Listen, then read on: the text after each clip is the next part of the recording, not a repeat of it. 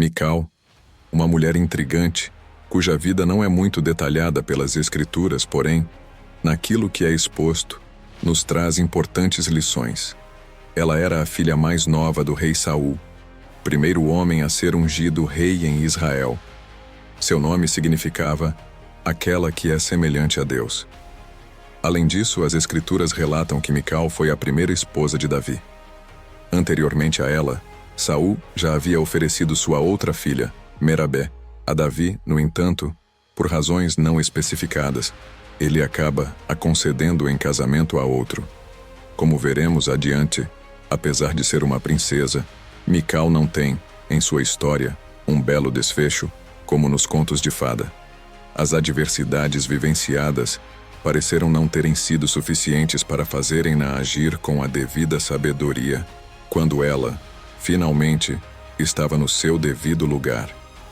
Em uma determinada situação, ela acaba tomando uma atitude que lhe custou muito caro.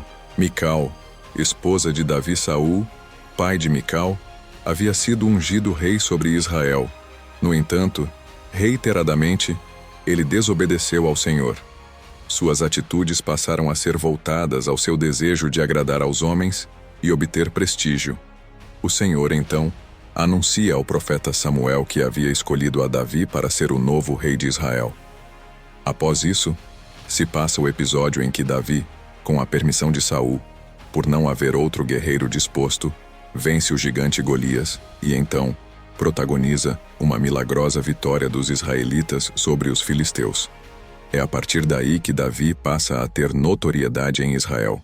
O rei Saul o coloca à frente das batalhas e ele obtém êxito em todas elas. Por essa razão, e por já estar ciente de que Deus não mais perpetuaria seu reinado, Saul passa a odiar e perseguir Davi.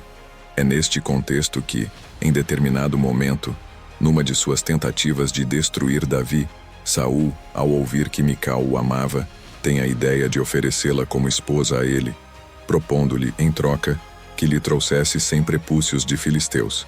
Saul imaginava que, com este plano, Davi não obteria êxito e seria morto. No entanto, Davi retorna com 200 prepúcios de filisteus. Saul, então, o teme ainda mais, pelo que permaneceu sendo seu inimigo continuamente. Em seguida, é narrado que Davi sai vitorioso de mais uma guerra contra os filisteus, motivo pelo qual Saul intenta matá-lo novamente. Mas ele acaba escapando e fugindo para sua casa. Mical o informa então que haviam mensageiros de seu pai o espreitando e que, portanto, deveria fugir. A Bíblia relata que ela acaba o ajudando em sua fuga, porém, não foge com ele. Davi, então, passa a ser considerado fugitivo e desertor, pelo que Saul acaba entregando Mical em casamento a outro homem, chamado Paltiel. O casamento no contexto cultural de Mical. Nos tempos bíblicos, era natural que casamentos fossem arranjados pelos pais. Os sentimentos das partes não eram levados em consideração. O matrimônio era uma oportunidade de a família receber algum proveito. Muitas vezes os casamentos eram planejados anos antes da união, que ocorreria apenas quando se alcançasse a idade determinada. Naqueles tempos prevalecia o sistema patriarcal. O homem, o pai de família, era considerado mestre do seu lar. Os homens possuíam o poder decisório perante toda a sociedade. Eles dominavam e exerciam autoridade sobre sua família, propriedades e diversas outras áreas. Na cultura hebraica existia a prática do pagamento de dote e troca de presentes. A família do noivo era quem pagaria um dote à família da noiva, diferentemente da cultura de muitos outros povos. O preço da noiva, ou o denominado mohar, era pago para se negociar a união. O noivo também presenteava a noiva. Este presente era denominado matã. Também era comum que os pais da noiva a presenteassem com algum bem ou propriedade. Podemos citar, como exemplo, Axa, filha de Calebe, dada em casamento a Otniel, a qual, segundo as Escrituras, solicitou ao pai terras com fontes de água, visto que as terras que havia recebido de presente, ao se casar, eram terras secas. Josué 15, 17 e 19. Os referidos dotes ou presentes não precisavam ser monetários necessariamente.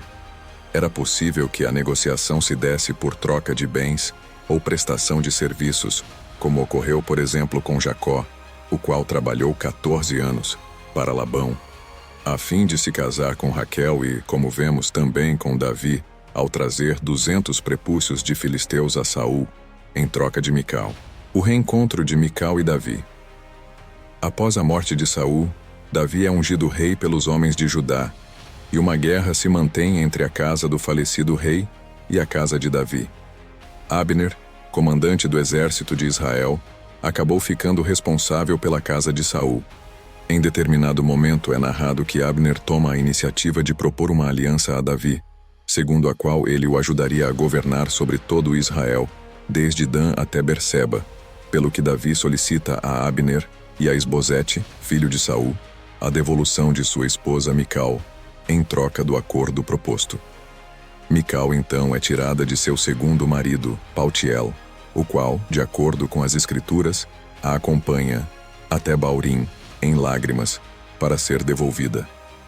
A partir daí, Mical retoma seu casamento com Davi. Conforme podemos ver, Paltiel se entristeceu muito pela perda da esposa, o que indica o desenvolvimento de afeto nesse período de tempo em que permaneceram unidos. Por outro lado, as escrituras não fazem menção alguma sobre a reação de Mical, naquele momento, tampouco sobre eventual sentimento que tenha desenvolvido em relação a Paltiel.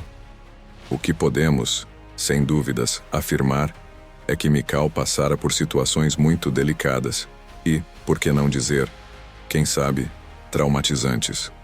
Inicialmente, ela precisou lidar com a separação do primeiro marido, o qual amava, tendo que se casar com um segundo homem, o qual, de igual modo, acabou tendo que se separar. Embora a segunda separação tenha sido para retornar o casamento com o primeiro e amado marido, Paltiel a despede em lágrimas, o que por si só não parece ser uma situação pela qual Mical pudesse comemorar. O desfecho da história de Mical. As escrituras relatam que Davi intentava trazer a Arca da Aliança para Jerusalém, cidade que havia conquistado. Davi, então, faz uma primeira tentativa de translado. No entanto, um episódio o atemoriza. Um homem, chamado Uzá, acaba morrendo ao tentar segurar a arca com a mão, após os bois que a levavam tropeçar.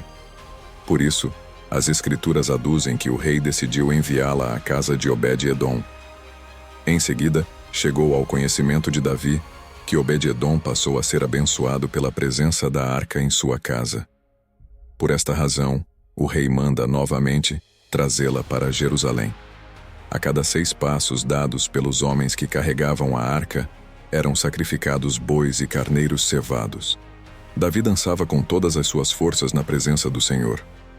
Neste momento, as escrituras relatam que Mical, ao ver Davi dançando e saltando perante a arca, o desprezou em seu coração, pelo que quando ele chega para abençoar seu lar, ela o recebe com palavras de reprovação quanto a seu comportamento, chegando a o comparar a um vadio, por ter dançado descoberto perante os servos, sendo ele um rei. Davi então a repreende, alegando que o que fez foi se alegrar perante Deus. Após este episódio, a Bíblia relata que Mical, simplesmente, nunca gerou filhos. Mical demonstrou não partilhar da mesma alegria de Davi. Demonstrou se importar mais com o que os homens pensavam, do que em agradar a Deus. O privilégio de ter retornado para o esposo amado não pareceu suficiente para gerar a compreensão de seu papel como esposa do novo rei. Como resultado de sua atitude, ela nunca teve filhos. Em outras palavras, o resultado de sua atitude levou à ratificação da sentença divina, segundo a qual a descendência de Saul não permaneceria com o trono de Israel. Se você quer mais histórias e curiosidades bíblicas como esta, deixe seu like, inscreva-se agora e comente abaixo qual história gostaria de explorar em nossos próximos vídeos. Juntos, vamos continuar essa jornada fascinante na Palavra de Deus. Se ficou até o final, aqui vai uma pergunta. Qual é o personagem bíblico que sua história mais tocou você?